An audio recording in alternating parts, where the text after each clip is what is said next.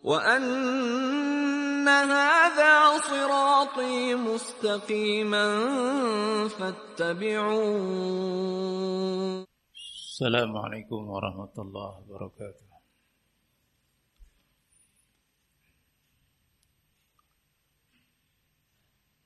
Innal hamdalillah nahmaduhu ta'ala wa nasta'inuhu wa nastaghfiruh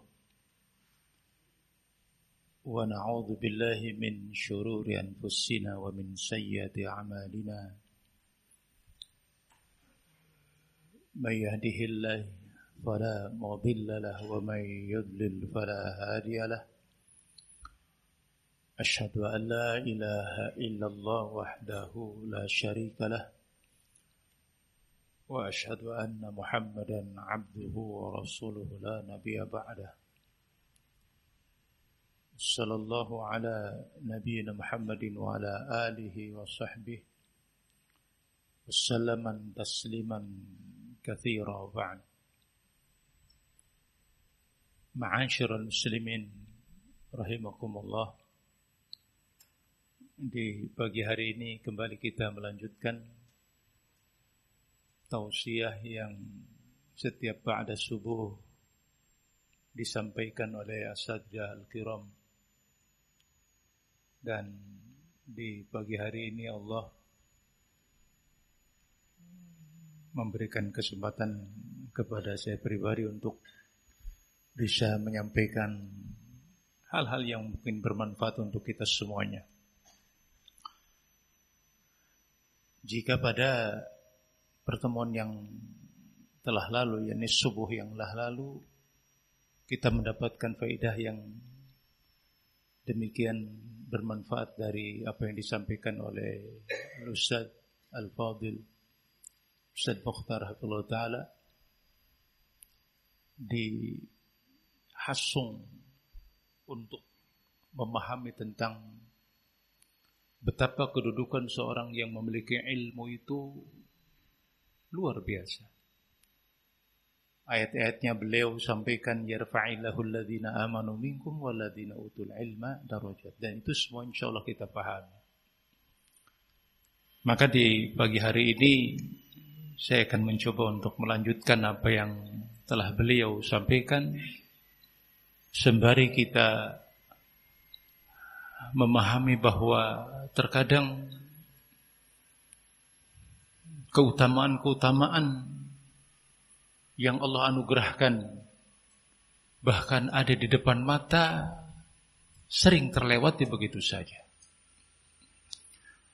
Bukan karena kita tidak tahu, bukan karena kita tidak paham.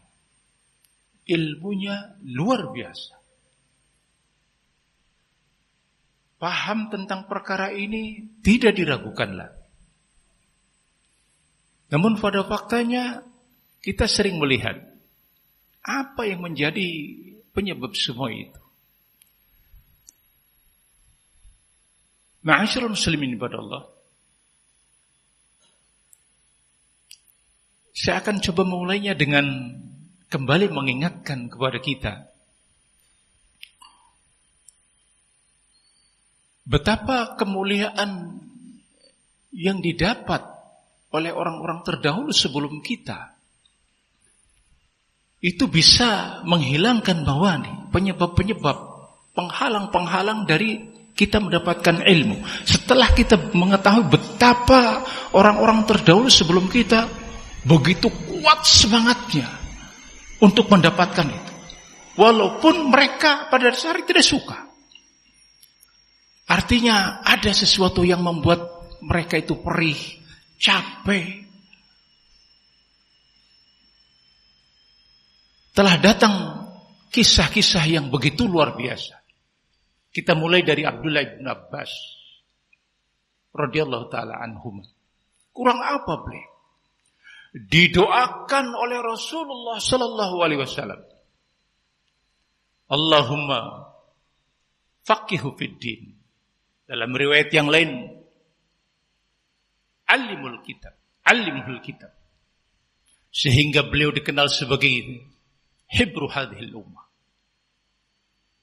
lautan ilmu, tintanya umat. Terjemahan Al-Quran. Apakah kedudukan seperti itu didoakan oleh Rasul? Bahkan beliau adalah anak dari paman Rasul, yang mungkin pada sebagian orang ini punya keistimewaan, punya kekhususan, privilege kalau zaman orang sekarang menyebut. Apakah seperti itu? Lihat bagaimana perjuangan beliau radhiyallahu taala anhu. Sampai punya kedudukan seperti itu, walaupun didoakan oleh Rasul dan pasti itu kabul. Akan tetapi ikhtiarnya bukan kaleng-kaleng. Diajaknya seorang pemuda Ansor. Dan Abdullah bin Abbas disebutkan bahwa ketika beliau wafat, ketika Rasulullah wafat, dalam kondisi beliau itu belum ihtilam. Apa ihtilam? Mimpi basah. Udah ihtilam belum? Belum. Lihat, berarti hadis tentang ya gulam inni u'allimuka bi kalimatin. Kan begitu ada hadis. Wahai gulam, menunjukkan beliau saat itu masih kecil. Belum ihtilam. Karena ketika Rasulullah SAW wafat, beliau baru ihtilam. Sehingga beliau mendapatkan ilmu sejak zaman Nabi itu dalam kondisi masih kecil. Maka ketika beliau mulai menginjak dewasa, Rasulullah SAW sudah tiada, dan para sahabat mulai satu persatu meninggal di masanya. Maka Abdullah bin Abbas mengajak seorang temannya dari kalangan Ansor, mari kita datangi rumah-rumah para sahabat Rasul untuk mendapatkan hadis-hadis dari mereka.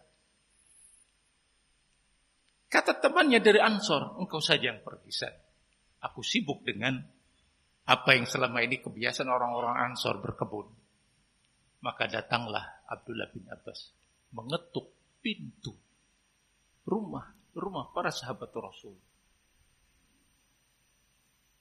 Ketika bertemu keduanya, maka Abdullah bin Abbas menyatakan, haddatsani ma sami'ta min Rasulillah sallallahu alaihi wasallam. Sampaikan kepadaku apa yang telah engkau dari Rasulullah dengar dari Rasulullah sallallahu alaihi wasallam. Sekian para sahabat. Dan sekian banyak para sahabat yang beliau dengarkan ilmunya dari mereka, yang disampaikan oleh Rasulullah SAW kepada para sahabat yang masih hidup saat itu. Sampai ketika beliau masuk ke sebuah rumah, ternyata penghuninya sedang istirahat. Maka beliau tunggu karena pada saat itu angin kencang, panas. Beliau tunggu di depan rumahnya, ditutupi dengan kain ridahnya, agar tidak terkena terpaan angin dan pasir. Ketika dibuka menjelang asar, ternyata ada Abdullah bin Abbas di sana. Jangan demikian wahai ibnu ammi Rasulullah. Kalau memang engkau butuh sesuatu kepadaku, berhajat, maka sampaikan. Tidak. Kami harus mendatangi para pembawa ilmu. Ini perjuangan. Maka ketika di kemudian hari Ibnu Abbas didatangi oleh manusia, dikerumuni oleh manusia, diambil ilmunya, maka pemuda Ansor itu menyesalinya. Pantas dia memiliki kedudukan seperti itu. Karena dulu ketika aku diajaknya, aku dalam keadaan menolaknya, dan sekarang dia mendapatkan kemuliaan seperti itu. Ada orang yang paham tentang apa yang seharusnya dilakukan, ada pula orang yang menyesali keadaan seperti itu. Kalau menyesali masih mending. Terkadang di masa sekarang ini belas orang tidak merasa menyesal. Di depan hidungnya ada ilmu yang disampaikan, tapi ya seperti itu. Tidak pernah belajar. Apa yang menghalangi semuanya itu? Nanti mungkin akan kita dapatkan faedah-faedahnya. Siapa yang tidak kenal Atha Ibnu Abi Rabbah? Alim.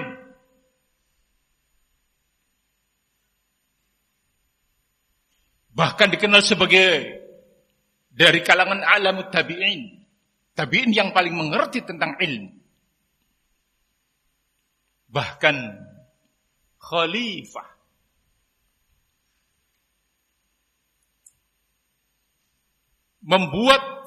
Menyampaikan semacam pengumuman di musim haji.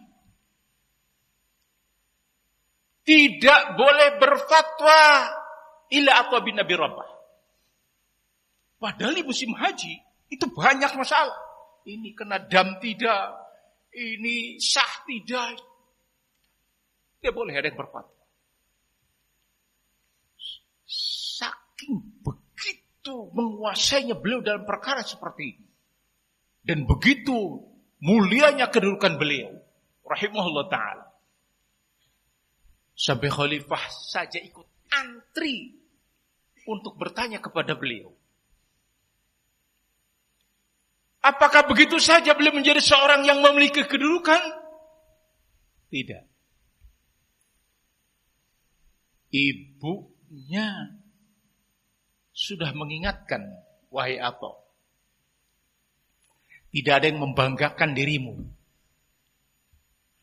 Karena beliau adalah seorang maula, bekas budak. Hitam. Gak ada yang mulia. Tidak ada yang bisa membanggakan dirimu kecuali engkau punya ilmu. Memiliki kedudukan ini. Maka didorong oleh ibunya, didorong orang tuanya untuk belajar. Belajar sampai kemudian menjadi seorang alim.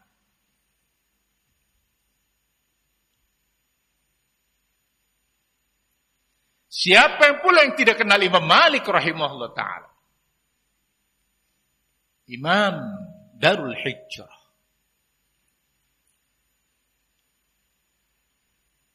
Kata para ulama, banyak yang menulis kitab Al-Muwatta.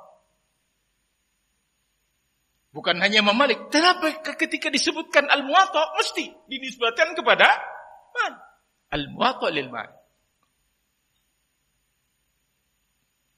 Bahkan khalifah ingin menjadikan Al-Muwatta Imam Malik itu sebagai rujukan untuk seluruh negeri. Biarkan kami menjadikan kitabmu sebagai rujukan. Apa yang terjadi pada Imam Malik? Tidak. Beliau menolak.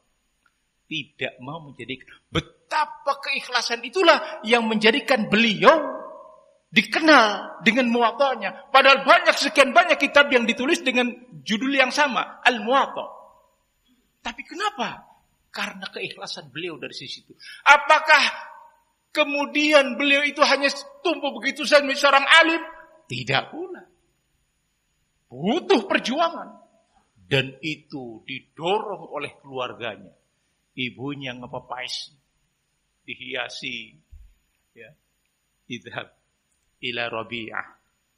Pergi kamu kepada Rabi'ah. Imam. Di masa itu. Belajar dan belajar sampai kemudian menjadi seorang alim. Imam Darul Hijrah.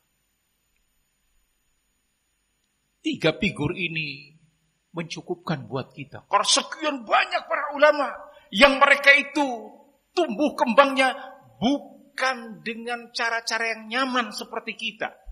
Belajar ada kipas, AC. Masya Allah. Mereka perih. Lihat mereka-mereka yang pernah belajar. Ya. Kita mendengar bagaimana murid-muridnya Imam Muqbil. Bagaimana mereka-mereka yang telah belajar ke negeri-negeri yang di sana banyak diajarkan ilmu. Itu begitu butuh perjuangan. Butuh daya juang. Dan pastinya tidak menjadikan perkara-perkara yang kecil, perkara-perkara yang remeh-temeh, perkara-perkara yang mungkin berkaitan dengan masalah urusan pribadi, itu menjadi penghalang mereka untuk mendapatkan ilmu. Karena dimanapun kita mencari ilmu dan mendatangi markas ilmu, maka tidak ada kesempurnaan padanya. Pasti Anda akan kecewa. Lihat Ustaz Fulan kok kayak gini, lihat Syekh Fulan kok seperti ini, lihat Imam Fulan kok seperti ini.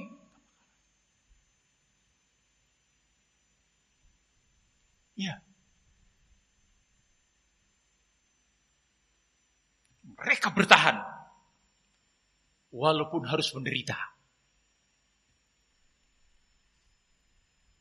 Karena konon begitu bahasa kita.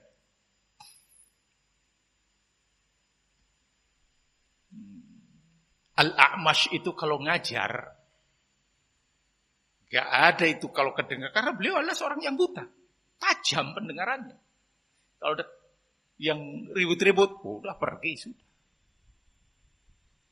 Bayangkan di kita di sini, ada yang ngobrol,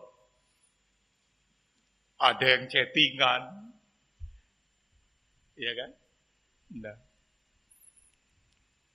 Ada yang teriak-teriak, gak selesai sudah. Ini A'mash, majelisnya begitu hebat. Ketika ada yang satu hari, ada seorang murid yang baru, A'mash kebiasaannya itu meludah ke sebelah kiri. Meludah. Kalau ngajar, meludah.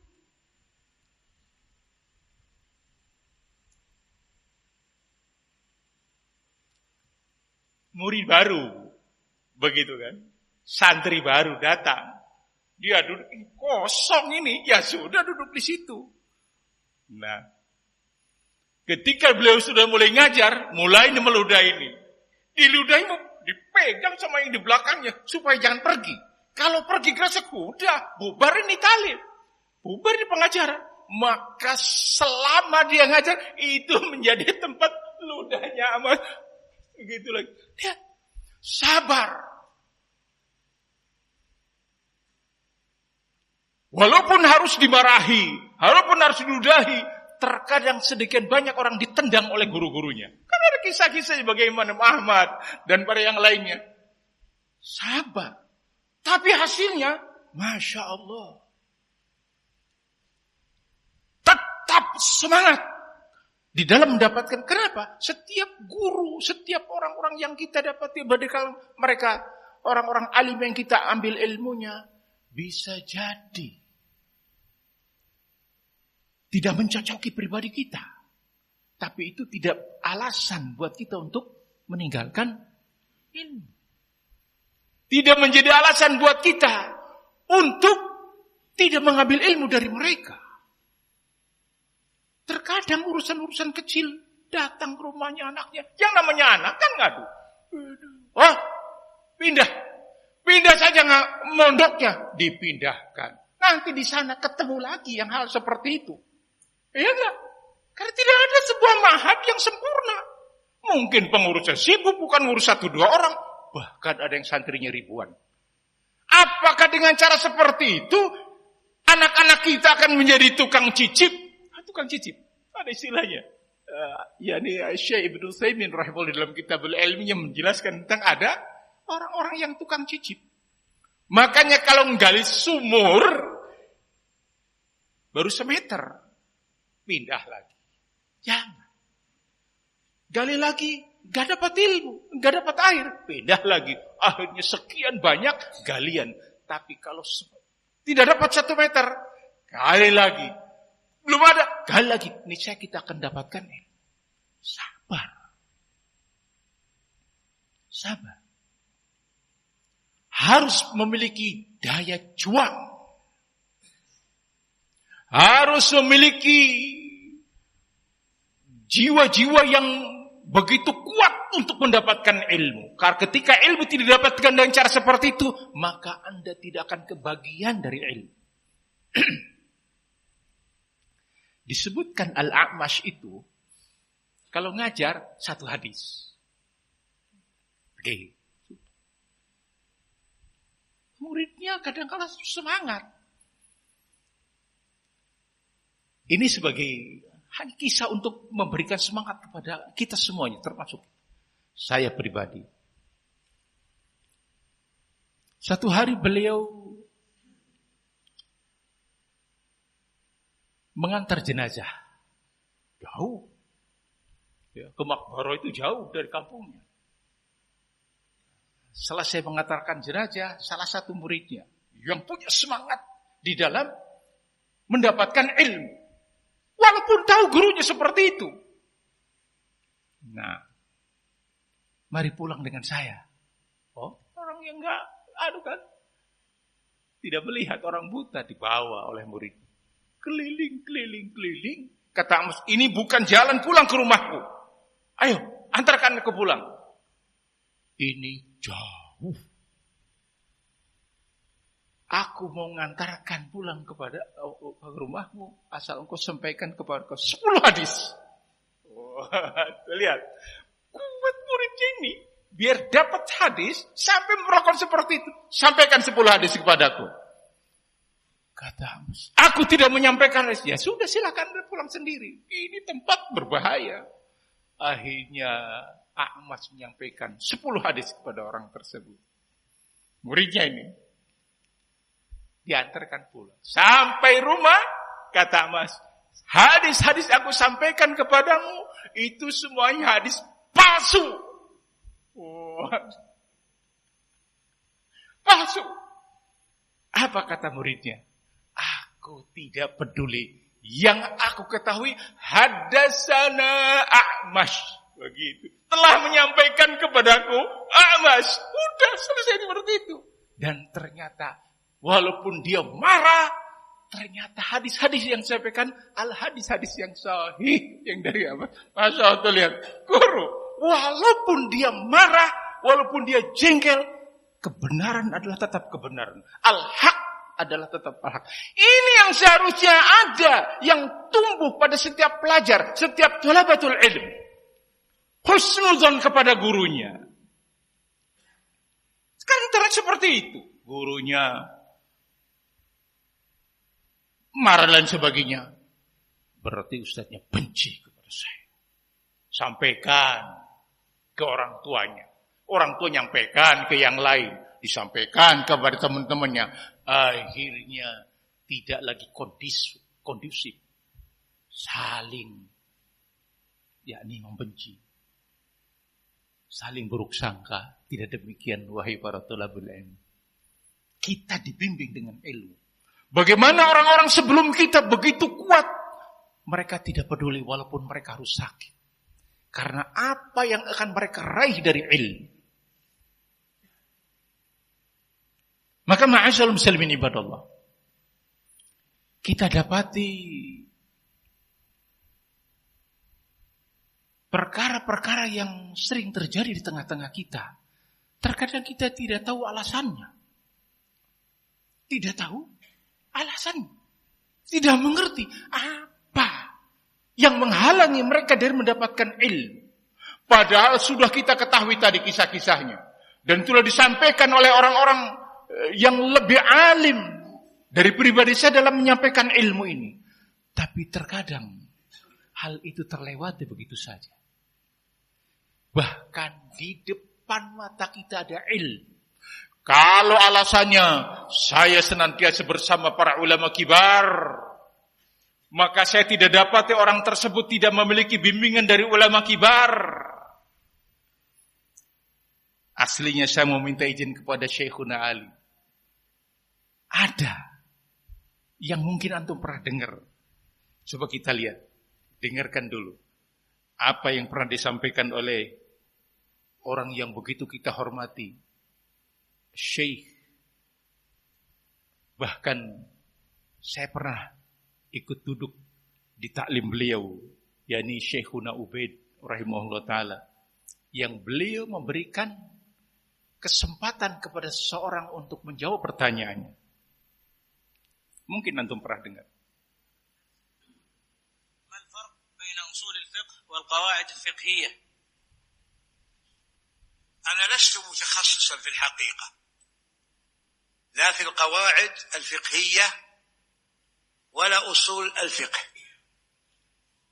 يعني حتى أجيب الإجابة الشافية الكافية. وتلميذنا وصاحبنا وأخونا الشيخ علي المشعري تفضل. هات ما عندك، بارك الله فيك في هذا الباب. بسم الله الرحمن الرحيم. الحمد لله رب العالمين. طلب شيخنا لا يرد، وإلا فمثلنا لا يتكلم بين يدي علمائنا ومشايخنا الأكابر.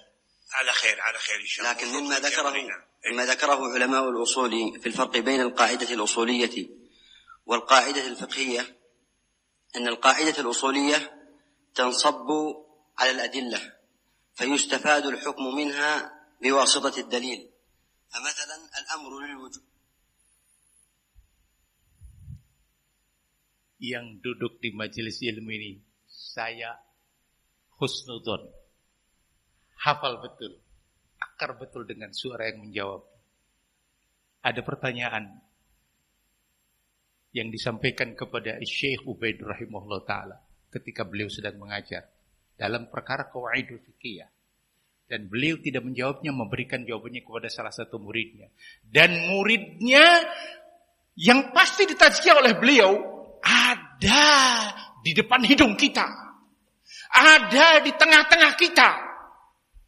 Tapi Masya Allah, apa yang menjadi penghalang mereka untuk tidak mengambil ilmu kepada beliau? Maka sungguh rugi mereka yang di depan matanya ada ilmu, tapi kemudian melalaikan begitu saja yang datang dari luar, yang mendapatkan faedah. Kita panggil beliau untuk menyampaikan ilmunya. Sedangkan yang depan hidung kita, yang depan mata kita, yang bertetangga dengannya, Masya Allah, melalaikan begitu saja. Ya ikhwan, hati-hati ini. Silahkan alasan apapun juga. Antum tidak suka kepada pribadi seseorang, antum tidak suka kepada seseorang, antum tidak suka dengan itu dan demikian. Tapi jangan sampai itu menghalangi kita untuk mendapatkan ilmu, untuk mengambil ilmu. Dan ilmu itu untuk bisa kita amalkan dalam kehidupan kita. Kurang contoh apa dari salaf ini? Berapa banyak orang-orang yang kemudian terjungkal disebabkan karena mereka tidak mengambil ilmu, mereka melalaikannya. Dan berapa banyak orang-orang yang memiliki kedudukan tinggi. Hanya ada dua pilihan buat kita semuanya. Ya. Maka injak itu yang menjadi ego kita ini. Injak saja. Terkadang kan muncul ego seperti itu. Maaf, anak kemarin sore. Siapa ini? Jangan seperti itu ya ikhwan, barakallahu fikum. Kesempatan itu datang tidak dua kali. Kesempatan itu datang tidak dua kali. Maka dorong kepada para aba, para ummahat, lihat bagaimana tidak akan muncul generasi kita akan yang lebih baik kalau kita masih dalam kondisi seperti itu. Nah, runtuhkan ego kita. Runtuhkan kepentingan-kepentingan pribadi untuk anak-anak kita yang lebih baik. Orang-orang sebelum kita, nasihat-nasihatnya, persiapan-persiapannya itu adalah ma ta'buduna min ba'di. Am kuntum syuhada'a idh hadara Ya'qub al-maut idh qala li banihi ma ta'buduna min ba'di. Apa yang akan kalian sembah sepeninggalku? Apa yang kalian ibadah sepeninggalku? Ini enggak sekedar hanya ibadah sembahan begitu saja. Ada torekoh ilmu padanya. Ada torekoh ilmu. Dan ilmu itu harus benar-benar kita amalkan. Bentuk pengamalan dari ilmu adalah seseorang bertauhid. Karena tidak akan mungkin seseorang itu di atas tauhidullah kalau dia tidak ada ilmu padanya. Illa man syahida bil haqq wa hum ya'lamun. Hakada. Maka lihat bagaimana bersusah payahnya orang-orang terdahulu sebelum kita ketika mereka mendorong anak-anaknya untuk mencari ilmu. Maka Masya Allah, orang-orang tua yang memejamkan matanya agar anak-anaknya belajar. Dia tidak begitu saja menerima keluhan-keluhan anaknya. Sebab kalau pilihannya anak itu belajar di pondok, anak itu belajar di majelis-majelis ilmu, maka pilihannya adalah enak di rumah. Iya Bang ya? Iya. Mana mending di pondok atau di rumah? Ya di rumah. Apalagi di rumahnya ada wifi. Apalagi di rumahnya sudah di rumah, tidak mau berangkat. Tapi itu yang jadi pilihan. Naudzubillah. Ya, jangan seperti itu. Ya ikhwan, barakallahu fikum. Demikian juga para ummahat. Ya, itu semuanya para imam. Ya. Ternyata kebanyakan didorong oleh para ummahat, ibu-ibu. Terus. Jangan kemudian menjadi kompor yang menjadikan mereka terhalang dari ilmu. Nah, yang paling biasa kan seperti itu. Apalagi iya, begini ya aduh semuanya. Akhirnya kita dapati ma'had yang sepi dari majelis ilmu. Ya, sedih kita. Masya Allah. Sedih. Seharusnya mereka hadir di tengah-tengah ini. Mereka hadir bersama kita kaum muslimin. Mereka bersemangat, saling mengingatkan. Tapi ternyata tidak demikian. Ustaz tidak tahu, kami lebih paham. Iya, masalahnya sama. Di mana-mana kayak gitu. Dan ini fitnah yang sangat mengerikan. Ketika semangat di atas ilmu sudah tidak ada lagi. Kenapa? Karena kekuatan ahlus sunnah itu adalah di atas ilmu. Ketika ilmu ditinggalkan, majelis ilmu sudah dalam keadaan sepi, maka jangan berharap kita akan memiliki masa depan yang cerah. Karena masa depan ahlus sunnah adalah di atas ilmu. Apalagi mulai digambarkan tentang ilmu-ilmu yang ada ini lebih sebatas pada ilmu-ilmu yang formal. Subhanallah, yang duduk di majelis para ulama kemudian sudah mulai tergeser. Terjadi pergeseran nilai. Ya kalau untuk menjadi mudir, begitu. Untuk bisa mudir apakah dengan cara model sekarang kan mulainya PKBM. Untuk menjadi mudir PKBM ya harus ada sarjana S1. S2 sampai rela belajar yang dulu di tempat yang Masya Allah dulu dicela habis-habisan. Ada itu, anjuran itu, gak apa-apa kuliah di UIN untuk dapat S1. Nanti keluarnya SPD. Oh, gitu kan? SPD. Ya subhanallah. Ini ilmu dulu kita. Sungguh benar-benar kuasai. Semangat di dalam ilmu ini. Adapun yang seperti itu, kalau memang Masya Allah kita butuhkan, silakan. Maka ada kesempatan. Belajar di Libya. Dulu di Libya dicela habis. Sekarang orang mau belajar ke sana. Bahkan ada yang belajar di UIN. Dulu celah filsafat dan lain sebagainya, sekarang duduk di depan dosen yang dalam kondisi nauzubillah. Ada yang seperti itu. Kenapa? Yaitu tadi. Karena dia melalaikan bimbingan para ulama. Para ulama yang ada depan matanya, yang depan hidungnya, yang duduk di majelis di depannya dalam kondisi tidak dibutuhkan lagi. Hanya karena ada mawani-mawani tadi yang bukan hal yang prinsip. Sesuatu yang bisa kita hilangkan.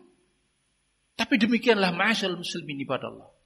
Maka di majelis ini saya menyerukan untuk diri saya dan juga untuk antum semuanya. Untuk anak-anak kita semuanya. Untuk para sahabat kita. Untuk orang-orang yang dulu memiliki semangat. Belajar, datang ke daurah sana. Kita berangkat bersama. Apakah pakai motoran, apakah dengan hal-hal yang ayo, ini kesempatan terbaik yang tidak ada dua kali. Belum tentu di masa-masa yang akan datang kita bisa mendapatkan kesempatan seperti itu. Karena inilah kekuatan kita. Ahlus sunnah kekuatannya di atas ilmu. Maka semoga apa yang saya sampaikan sepatah dua patah ini memberikan motivasi untuk diri saya pribadi dan keluarga, dan juga sebagai pengingat bahwa yang terbaik dari kita semuanya adalah ketika kita di atas ilmu. Itulah yang akan mengantarkan kita untuk selamat dunia dan akhirat. Dan semoga Allah kumpulkan kita bersama ahli ilmu kelak di yaumil akhir, bersama Rasulullah, para sahabatnya, dan orang-orang yang memuliakan ilmu. Karena itulah kedudukan yang sebenarnya yang harus kita raih, dan kita berupaya untuk mendapatkan sebesar-besarnya faidah ini. Wallahu a'lam bishawab. Wassallallahu ala nabiyina Muhammadin wa ala alihi wa sahbihi wa sallam tasliman katsira. Wa akhiru da'wana alhamdulillahi rabbil alamin. Assalamualaikum warahmatullahi wabarakatuh.